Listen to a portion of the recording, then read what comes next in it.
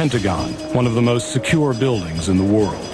Until September 11th, when terrorists rammed a plane into its southwest wall. Engine 101, did it crash over near the Pentagon? Is that correct? Everything sort of went into slow motion. Fire all around me, dark all around me.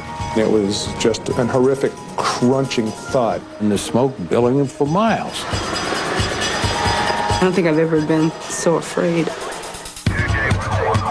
Confusion. My car is going to rearrange for the day. So we watched 15 seconds. It will never leave my mind. Tonight, on Minute by Minute, the attack on the Pentagon.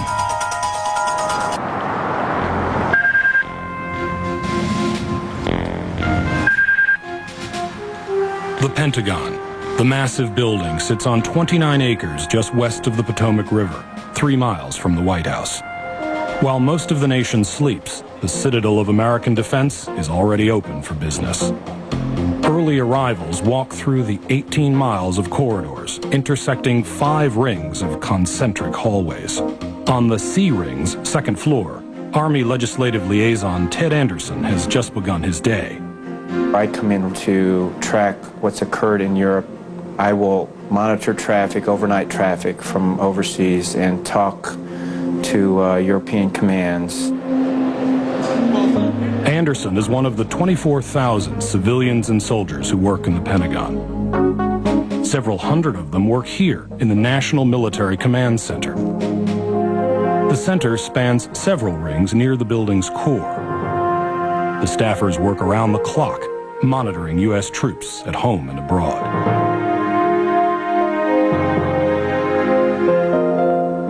On the building's southern side, 57-year-old Chief Warrant Officer Craig Sincock arrives. He greets his favorite colleague, his wife Cheryl, a 53-year-old administrative assistant whose office is in the building's outermost E ring. She went into work by herself early. I went into work to my office 2 corridors away. I walked by her office and said hi to her. 18 miles away in Lorton, Virginia, 39-year-old Army Lieutenant Colonel Brian Birdwell gets ready for another day at the office. His wife Mel and their 12-year-old son Matt are still in bed.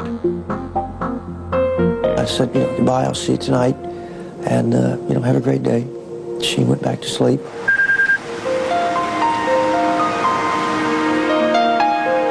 In Washington, D.C., U.S. Solicitor General Ted Olson arrives at his office, the Justice Department. Today is his 61st birthday. His wife Barbara, a well-known political commentator, delayed a business trip to Los Angeles to be with him the night before. Barbara was on the go all the time. I was pretty busy myself, and we tried to do everything that we could to be with one another on any kind of special days. As he begins work, Barbara drives to Dulles Airport to catch her 8:10 flight to L.A. 40-year-old Lieutenant Colonel Marilyn Wills, Deputy Chief of Staff to the Army's Congressional Affairs Officer, pulls into the Pentagon parking lot. I had a meeting that I had to get to the building early. I arrived at the building, listening to my wonderful gospel music in the car. A few minutes later, in his second-floor office in the Pentagon's C Ring, Army Career Counselor Sergeant Major Tony Rose sits down at his desk. Had a cup of coffee, started up the computer, everything was a normal day. Barbara Olson calls her husband before boarding American Airlines Flight 77, bound for Los Angeles. We had talked to one another several times a day just to be in touch. What the passengers do not know is that 5 Islamic terrorists are also boarding their plane. Just a few weeks earlier, the CIA linked 2 of them, Khalid al-Midhar and Nawaf al-Hazmi, to the October 2000 bombing of the USS Cole. But they purchased tickets and passed through security with no problems. They are armed with rudimentary weapons, small knives and box cutters. On the first floor of the E Ring, 30-year-old specialist April Gallup is walking around the Army's Command Control Systems office with her 2-month-old infant son, Elijah. I was just returning from maternity leave. So I was getting him straight for daycare, doing the paperwork, saying hi to everybody, letting them meet Elijah. This just in, you were looking at obviously a very disturbing live. The news flashes throughout the Pentagon that an airplane has smashed into the North Tower of the World Trade Center in New York City. 51-year-old naval budget analyst Dick Reed hears the reports. You think, wow, you know, that's a real shame. I wonder what happened. I hope it's not too bad. In downtown Washington, Virginia Senator John Warner, ranking member of the Armed Services Committee, has just given a speech in a building near the White House when he glimpses the news on a nearby TV. I just sort of ran through my mind, you know, we've always worried about those tall buildings that somebody might inadvertently crash into it. 3 miles away, CNN military affairs correspondent Jamie McIntyre is just pulling into the Pentagon parking lot when his producer calls him and tells him about the crash. He races into the office of one of his military contacts. Another reporter comes in and says, don't laugh, but my desk is asking, could this be an act of terrorism? Just a few minutes later, that fear is confirmed when a second attack is reported.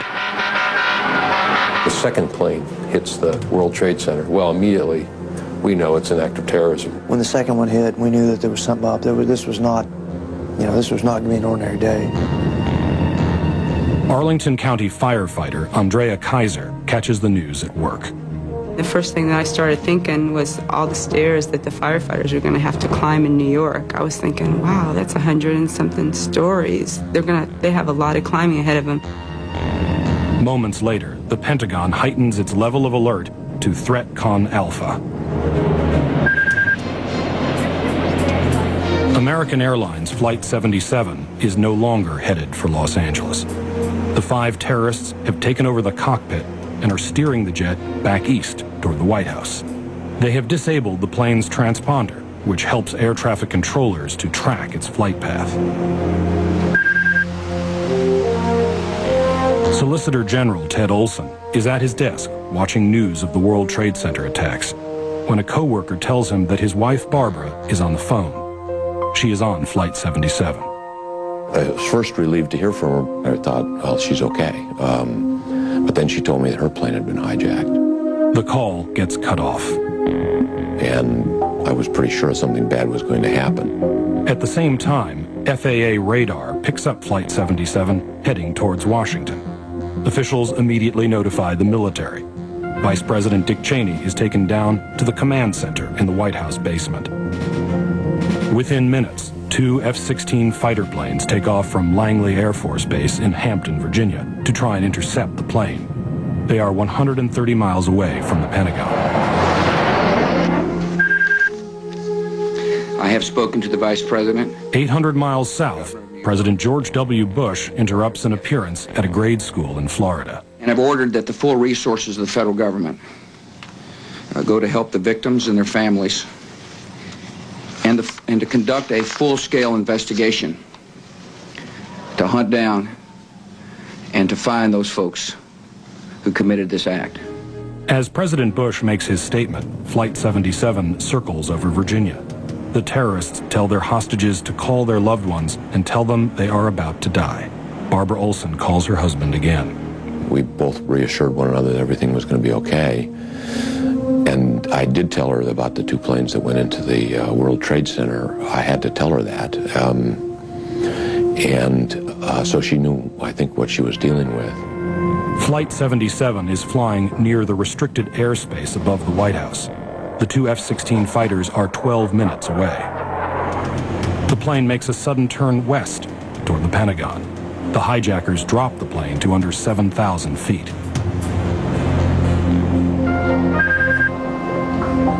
At the Pentagon, soldiers and civilians are unaware that a plane is headed their way.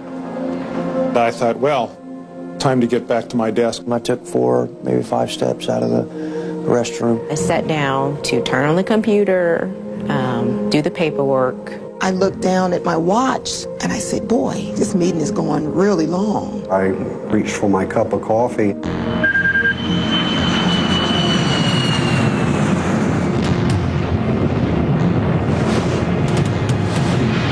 American Airlines Flight 77 tears into the southwest face of the Pentagon at 450 miles an hour. It was just an horrific crunching thud. Everything sort of went into slow motion. People started falling. I looked out the left and saw the fireball. The room just got jet black dark. You can just feel this enormous amount of heat. And I could feel it burn the end of my hair, and I just immediately went to the fetal position. Fire all around me, dark all around me. I eventually cried out, Jesus, I'm coming to see you. As the third terrorist strike in less than an hour throws the nation into a state of panic, Pentagon employees fight to escape a fortress now in flames.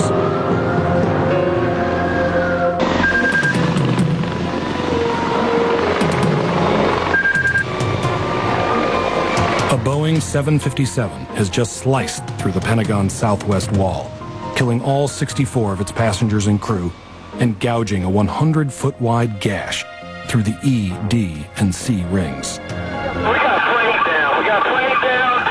The Pentagon. Heavy black smoke showing. Flames radiate from the impact site through the Pentagon. No one inside knows exactly what has hit the building. Lieutenant Colonel Brian Birdwell was just feet away from where the plane hit, and his body is on fire. I accepted the finality of my life.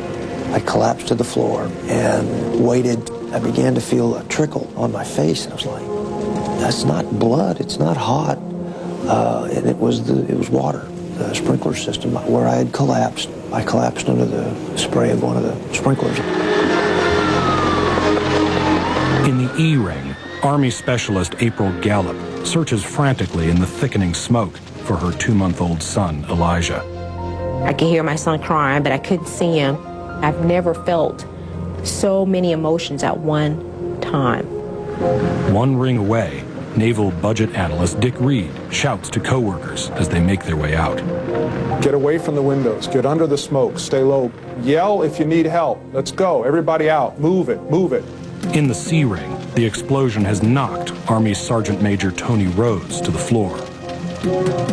I was dazed. I had lost my hearing for a little bit because of the concussion.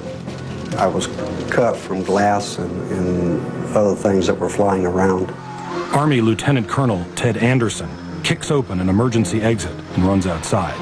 He sees plane wreckage all around. The smell of the fires, the destruction, the wounded, the casualties, the cries and the screams. It was combat except for the bullets. Anderson helps carry 2 injured women to safety, then climbs back into the burning building through a first-floor window to look for others.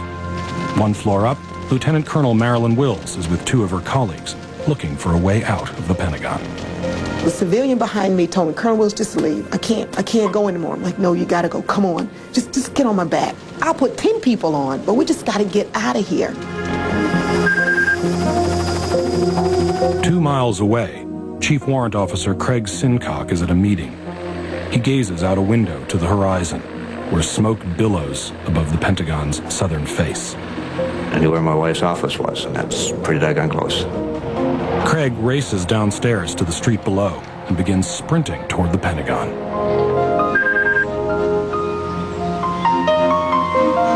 In his office 3 miles away, Virginia Senator John Warner gathers his staff. I said, I think there's only one thing for you to do, and that's to go to your homes and comfort your loved ones and care for yourselves and your neighbors. At the Justice Department, U.S. Solicitor General Ted Olson is glued to the TV, hoping for word on Flight 77, his wife Barbara's plane. There had been what they first characterized as an explosion at the Pentagon. I was pretty sure in my heart what it was. Arlington County firefighter Andrea Kaiser pulls into the Pentagon's south parking lot. I remember getting my gear on and putting everything on, and it felt like I was moving in slow motion. It was like a twilight zone, and there's just a lot of, smoke and fire, and I just remember thinking, I don't think I've ever been so afraid. In the E-ring, Army Specialist April Gallup finds her infant son Elijah buried in a pile of debris. He is alive and unharmed. With the help of 2 soldiers who have come looking for survivors, Elijah, April, and a few of her co-workers climb over the wreckage and out of the office. And we would pass Elijah, pass the buck. So I could crawl over, we would pass him back. The other person would crawl over, pass him back. They crawled over. They escape outside. 1 floor up, Lieutenant Colonel Brian Birdwell struggles to rise. He has burns on over 40% of his body. I could never fully get to my feet and stand up. I could take a step or 2 left, right, fall, take a step or 2, fall. 6 colleagues spot him through the dim firelights. They carry him out to the triage center in the A-ring. I could see that look in the eyes of doctors that this guy may or may not make it. In the Birdwells' suburban Virginia home, Brian's wife Mel and son Matt catch the news of the explosion on TV and realize that Brian's office is one of those on fire. We prayed he was, running an errand somewhere, but just not in his office. Because looking at the building, I mean, there's fire coming out the windows of his office. The rest of the nation watches the live TV coverage, shocked that the headquarters of American Defense has been attacked. The FAA shuts down the national airspace system. More than 4,000 airborne planes are ordered to land. For the first time in history, all flights are grounded. At the Pentagon, smoke and searing heat from the burning plane fuel hinder Sergeant Major Tony Rose from finding trapped colleagues. Petroleum burns at about 2100 degrees, and because it's an oil base, it's very, very thick, so it's heavy and hard to breathe. It's hard for your lungs to process it. We were actually crawling on our stomachs. Meanwhile, Marilyn Wills is crawling through her second-floor office with coworkers, looking for a window. I just said, God, I cannot see anything. I know the windows are here. I can't see, God. Please show me. Wills suddenly glimpses a faint light. And so I said, God, that must be it. And I crawled like a crazy person. And we finally got to that window. But they can't break through the bomb-proof glass. I'm starting to think, we crawled this long way and we're going to die right here because we can't get out of a window. Outside in the south parking lot, Chief Warrant Officer Craig Sincock ends his 2-mile sprint from Rosslyn, Virginia, back to the Pentagon. He eyes the flames and wreckage. Well, it was the building that I worked in for, so many years. My wife had worked there for, 15 years. That was our building. It just kind of surreal. He volunteers for stretcher duty, hoping that his wife was out of the building when the plane hit. At the Pentagon, a plane or a helicopter has crashed. 19 minutes after the attack, CNN correspondent Jamie McIntyre goes live with his first report from inside the E-ring on the Pentagon's northeast side.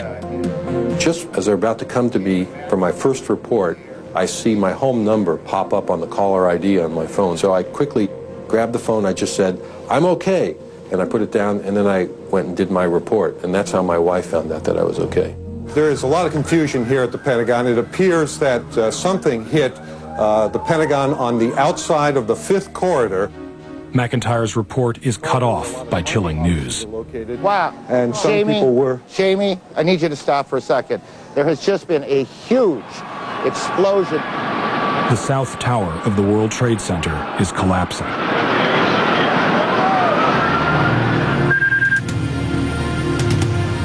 And the terrorists have yet another plane under their control, United Flight 93.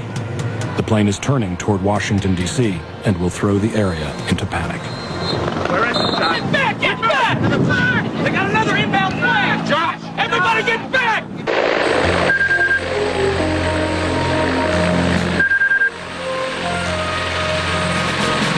23 minutes ago, a Boeing 757 smashed into the Pentagon's southwest wall, killing all 64 of its passengers and crew and setting the building ablaze. Hundreds of civilians and soldiers are trying to find their way to safety. Army Sergeant Major Tony Rose has just escaped to an outdoor driveway when he hears cries for help inside. Without any protective gear, Rose and about 15 colleagues take turns tunneling through the crumbling wall of a flooded utility room to reach the survivors. We had to work in shifts because it was so hot. You could go in and pull debris out for about a minute or 2 minutes. Then you had to get back out and just try to breathe. I was scared to death. I was praying as I moved forward, and it was like, Lord, if you want me to be here, help me, but I sure'd like to turn around and go the other way. Dodging live electrical cords dangling from the ceiling, Rose helps dig a 3-foot wide tunnel into the smoldering office. 7 people are pulled back through the tunnel out of harm's way. Despite his guards' attempts to escort him to safety, Defense Secretary Donald Rumsfeld heads to the impact site. He went down to the area of the attack and helped in some way with the evacuation of the injured and others, and tried to restore a sense of calm. But panic is gripping the country. The D.C. area is being evacuated. The site of the nation's capital under assault, coupled with the horror of the World Trade Center attacks, is unlike anything the nation has ever seen. We've got fires at the Pentagon evacuated, the State Department evacuated, the White House evacuated. Get back! Get back! They got another inbound fire! Josh! Everybody get back! More alarming news. Another hijacked plane is headed toward Washington. The FAA has ordered all planes to be grounded, but not every aircraft has been accounted for. Inside the burning Pentagon, there are dozens of trapped and wounded. Rumors of more hijacked planes periodically force rescue workers to evacuate the building. You wanted to get in, you wanted to do your job, you wanted to look, because you just felt like the more time you weren't in there, maybe someone was going without help from us. Up on the second floor of the Pentagon's E-ring, Lieutenant Colonel Marilyn Wills is trying to break through a bomb-proof window. She and 2 co-workers are slowly being overcome by smoke and heat. We started hitting the frame with our hands, and it popped open. And so at this point, we're all hanging out like dogs, trying to get some air from the second floor window. The injured have begun to pour into local emergency rooms. 30 arrive at Virginia Hospital Center Arlington in the first hour after the attack.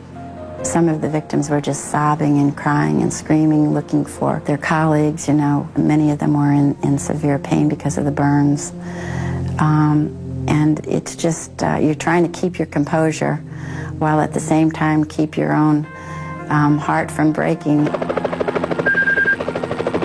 10:10 a.m. 200 miles away, United Airlines Flight 93, the last airborne hijacked plane, has just crashed. Passengers rushed the hijackers and forced the plane down, sacrificing their lives for those on the ground.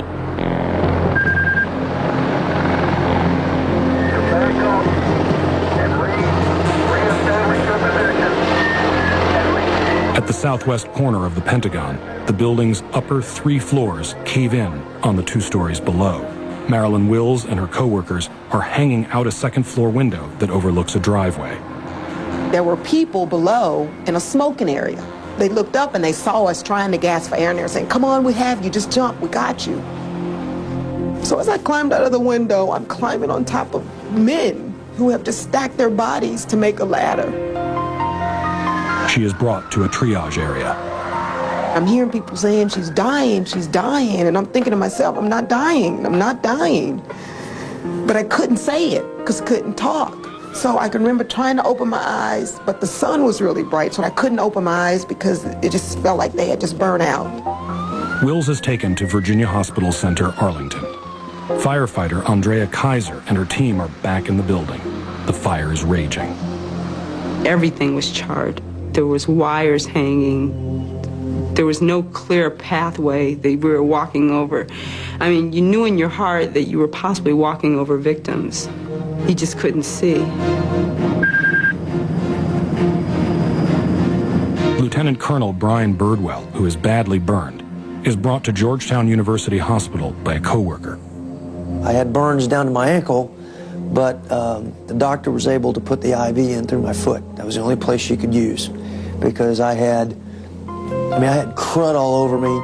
One of Brian's colleagues calls his wife Mel and tells her that Brian is severely injured. He just holding on to any glimmer of hope that he's, everything's going to be fine.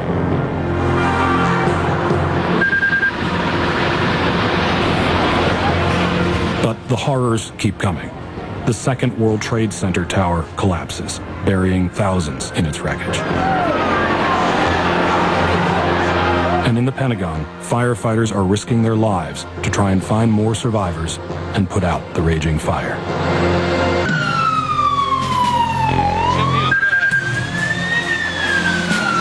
One hour after a Boeing 757 exploded against the southwest wall of the Pentagon, fires are still raging. President Bush is traveling on Air Force One, his whereabouts unknown to the public. Vice President Dick Cheney has been taken to an underground command center. And in cities like Chicago and Los Angeles, businesses are shut down and buildings are evacuated. The fear is that terrorists, having struck New York and Washington, are planning more attacks.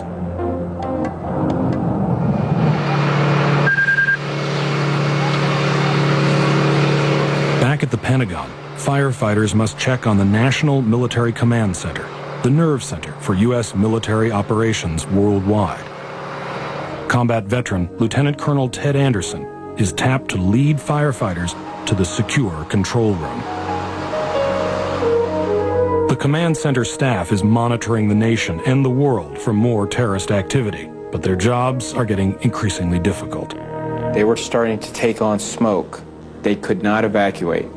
Their orders were to remain in place. The firefighters must be certain that the command center remains operational. Ted Anderson leads them in. Chief Warrant Officer Craig Sincock is outside, helping with stretchers. He still has no idea if his wife Cheryl was in the Pentagon when the plane hit. He looks up at the charred wall that was once her office. Burning and burning, and I try not to look at that, but every once in a while you look and it's almost like you're drawn to it, and then the fear starts to come. You knew that if anybody was in that location, that they didn't survive. Sergeant Major Tony Rose, along with dozens of other employees, is helping any way he can with the rescue efforts. He agrees to work with the FBI, recovering body parts. I saw parts of a small child, and I couldn't fathom why anyone would do this to an innocent child. You can come after me because I'm a soldier. That's what I do, but not innocent women and children. At Virginia Hospital Center, Arlington, Lieutenant Colonel Marilyn Wills, who led 2 coworkers to safety, is on a respirator. She is suffering from severe smoke inhalation. I call it a fried throat or charred throat. I had burns across the back between both of my shoulder blades, burns down my knees and my leg. At area emergency rooms, the rush of incoming wounded has slowed. All of a sudden we thought, if we're not getting victims, then there aren't any. How many are dead? And it was just almost like a hopeless, helpless, awful feeling. At police headquarters on Capitol Hill, Senator John Warner, who as a former Secretary of the Navy knows the Pentagon intimately, is watching the news with a group of his colleagues. Finally, he can't sit still any longer. The Pentagon is where I spent over 5 years of my life, and I'm going to go over there. And someone said, well, you can't. There's just no way to get there. And I said, try me. Senator Warner gets in his car and maneuvers his way through the gridlock toward the Pentagon.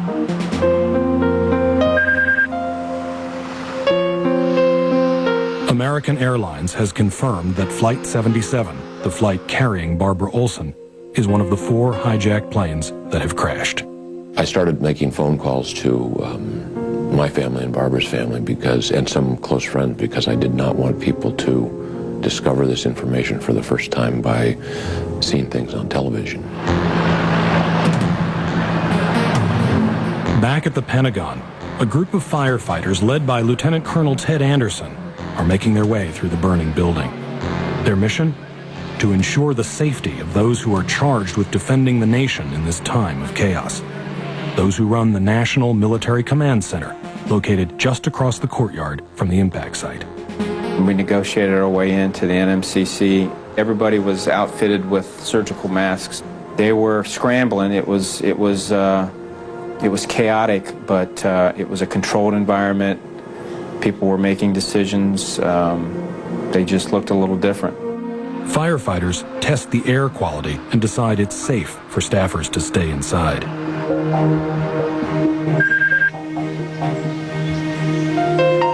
Nell Birdwell, whose husband Brian was just feet from where the plane hit, reaches Georgetown University Hospital. Her husband is unconscious and badly burned. His head was truly swollen almost to the size of his shoulders. It was just enormous. And it had been, they cleaned his face, and so it was just the whitest white. Brian has already undergone a round of surgery, but doctors do not know if he will live. Virginia Senator John Warner is driving his car over Washington's 14th Street Bridge when his phone rings. And I picked it up. It was Rumsfeld. He said, "Where are you?" And I said, "Well, Rummy, I'm on the bridge, and I cannot believe what I see. The flames coming up out of the building where I'd spent so much of my lifetime, and the smoke billowing for miles." He said, "Well, hurry up." Location. We're told also that Secretary of State Colin Powell... 5.5 hours after the attacks began, CNN airs a statement made by President Bush at Barksdale Air Force Base in Louisiana. Freedom itself was attacked this morning by a faceless coward, and freedom will be defended. At the Pentagon, CNN's Jamie McIntyre is continuing his live reports. Back here, the fight goes on to put out the fire inside the Pentagon. The heat from that blaze was described as absolutely intense. I remember thinking about the enormity of the tragedy that was taking place, and how much the world had changed, and how things were going to be different, the whole loss of innocence that was being experienced that day. As many as 800 people are feared dead. No survivors have been found for hours. The Pentagon has been officially named a crime scene by the FBI. No one is allowed to drive out of the parking lot. Lieutenant Colonel Ted Anderson leaves the site with a colleague and takes the subway home. I'm sure we smelled horrific of jet aviation fuel and everything else. I mean, blood and soot, and nobody said a thing to us. Nobody said anything to each other. People were scared and just lost in their own world. Specialist April Gallup is receiving treatment for her injuries at George Washington University Hospital. Her infant son Elijah escaped unharmed. I was like relieved, like, man, I'm just glad to be your mom. I was making so many commitments to him, like, you know, hey, I'm going to be the best mom that I can be. Virginia Senator John Warner has snaked his way through traffic and now joins Defense Secretary Donald Rumsfeld at a press conference in the Pentagon briefing room. Their message: the U.S. military will not back down. We call upon the entire world to step up and help, because terrorism is a common enemy to all. I should add that the briefing here is taking place in the Pentagon. The Pentagon's functioning. It'll be in business tomorrow. I assure you, the Secretary of Defense, when he walked into that press conference with complete command of himself, his emotions and his thoughts, he delivered a brilliant message. Rumsfeld's promise, however, will prove to be no small task. Though under control, there are still fires in the Pentagon's southwest corner. Next, a nation tries to recover from the deadliest terrorist attack in history.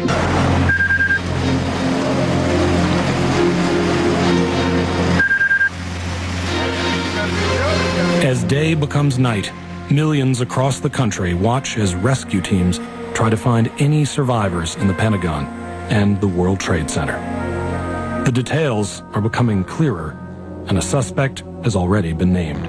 It begs the question, if not Osama bin Laden, then who? Then who?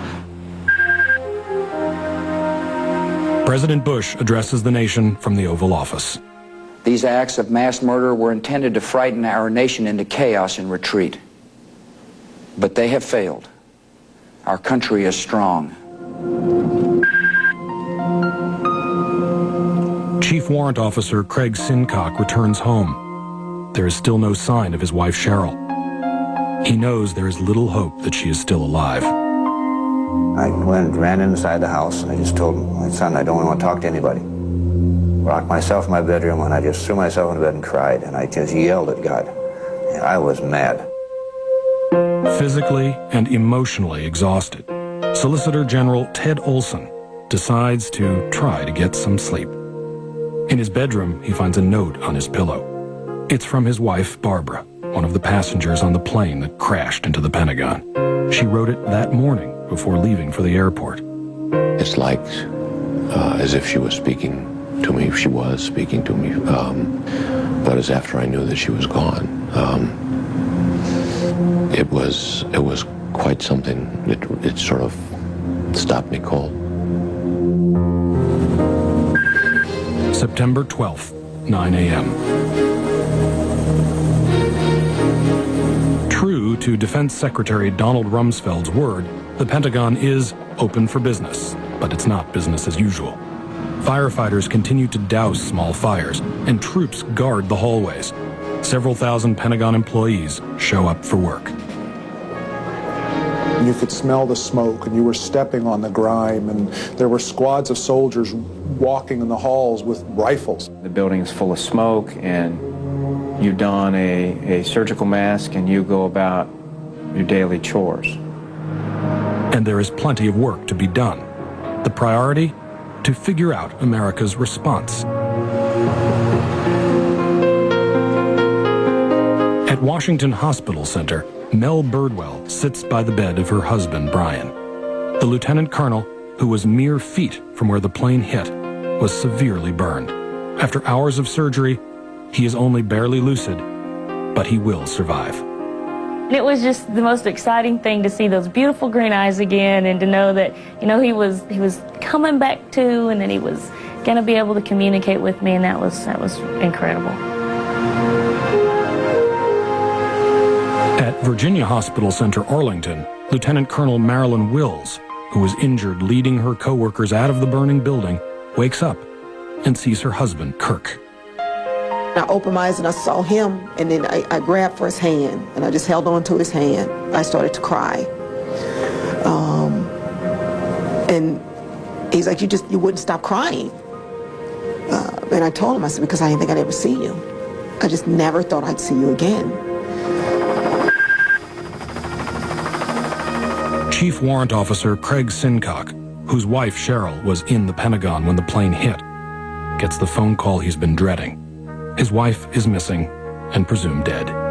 It's something that your mind says, you know, I understand. I know that she's gone. You know, because you feel it in here.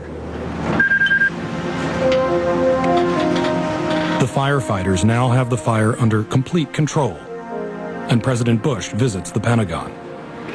The White House press office has told the media that the plane that hit the Pentagon was originally targeting the White House.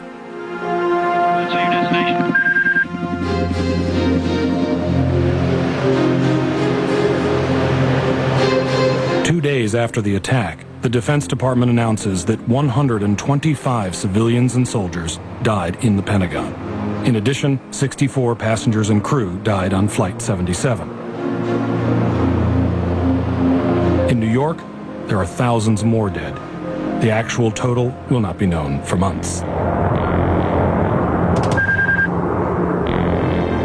On October 7th, the U.S. begins airstrikes on Afghanistan with the intent to destroy the force behind the September 11th attacks, the al-Qaeda network led by Osama bin Laden. Jamie McIntyre is there at the Pentagon right now, where he was 1 month ago today.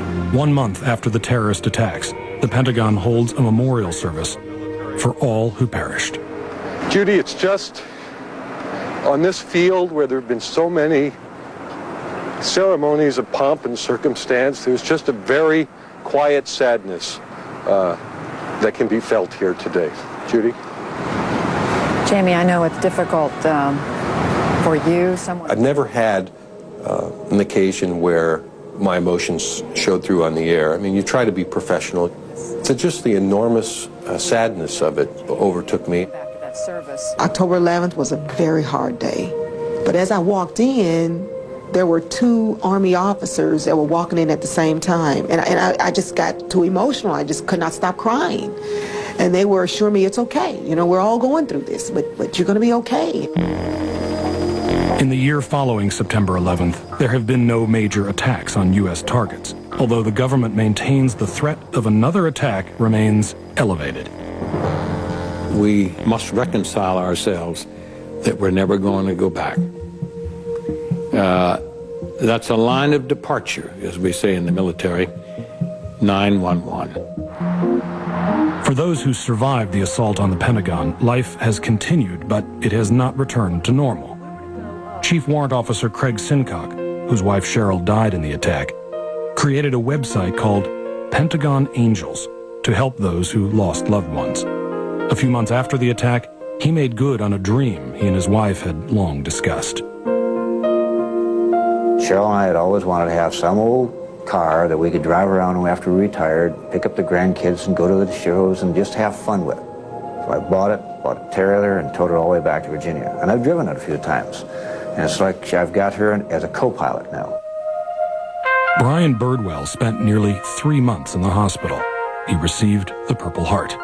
He is still recovering from his burns. With the help of his wife, Mel, and his son, Matt, he is making progress. He is a hero because the things he has gone through are unimaginable. I'm just looking forward to the day that his life isn't consumed with physical therapy and wound care, and that he can just be Brian again. We'll live a wonderful life, and Mel and I will enjoy each other's company with our children, our son and grandchildren for a number of years to come. Sergeant Major Tony Rose, Lieutenant Colonel Ted Anderson, and Lieutenant Colonel Marilyn Wills all received medals for their work helping people to safety. I'm not a hero. I'm a survivor, and if you were there, you would come out with me, regardless. People ask me all the time, you know, do you think about this? Do you have scars? Blah, blah, blah. No.